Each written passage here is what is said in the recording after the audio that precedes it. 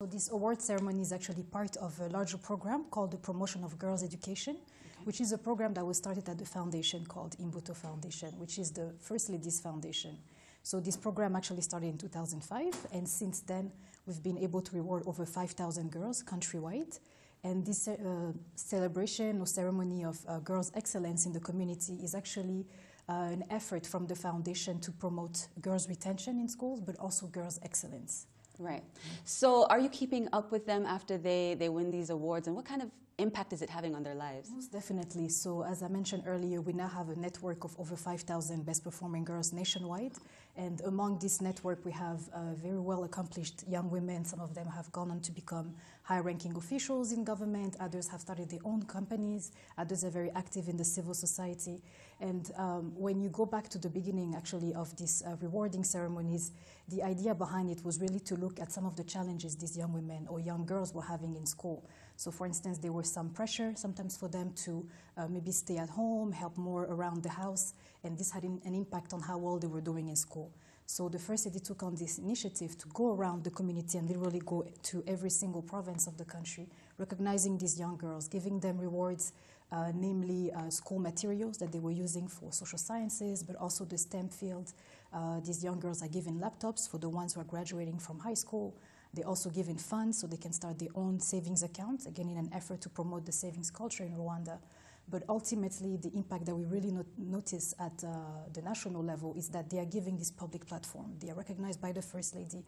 They are given a greater voice to really speak out on the importance of promoting girls' education and saying that the girl is as equal to her male counterpart, and that it actually can bring a lot of pride in the community to see that, let's say, my little sister was rewarded as the best performing girl. So as these girls grow up and continue, whether they choose to continue with academic achievements or start their own businesses after high school, we stay in touch with them. They actually create their own network of best performing girls, and every single year they go to other schools around the country to try to empower other young women who are still in school and basically act as role models, saying that we were able to achieve these things. This is the challenges we encountered. This is how we overcame the challenges.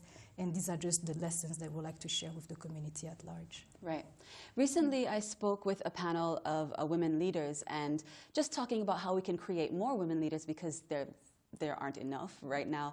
And one of the reasons why we were saying maybe there aren't that many now is because of the psychology of some women that are entering the workforce from when they're young, maybe just thinking that, you know, I can't be there, even if they have the knowledge, even if they, you know, a lot of times it's that confidence or that idea that they can't be there. Do you think that this is something that's going to contribute to women feeling like they have that right? I believe so, most definitely. And in the past years when we've attended different rewarding ceremonies, we had young girls who were coming from very vulnerable backgrounds. We had girls who were living with disabilities.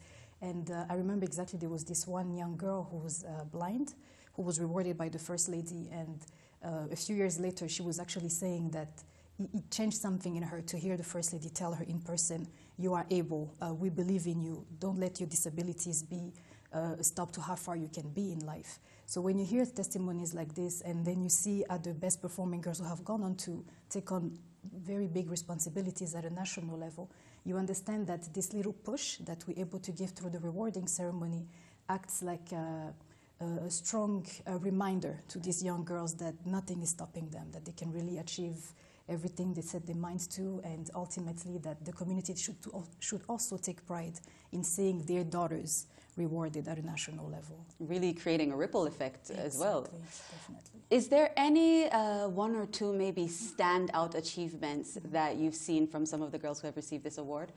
Yes, so the one I'm thinking about right now is actually the Permanent Secretary at the Ministry of Infrastructure, MININFRA, the Honorable PS Patricie Ouassé, who was actually rewarded several years ago.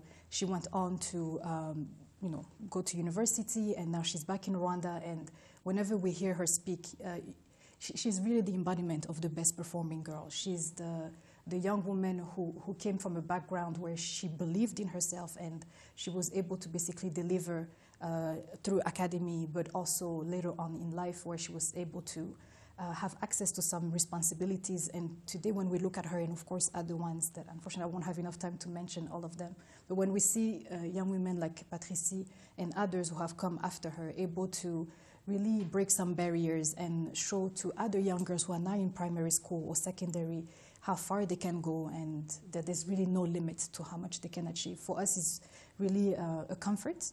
It shows that the initiative is working well, and that ultimately it's all about knowledge, and it's all about believing in yourself, really, if I can say so. Right.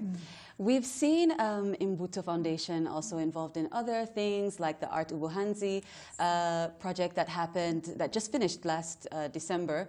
What other initiatives can we look forward to coming up soon?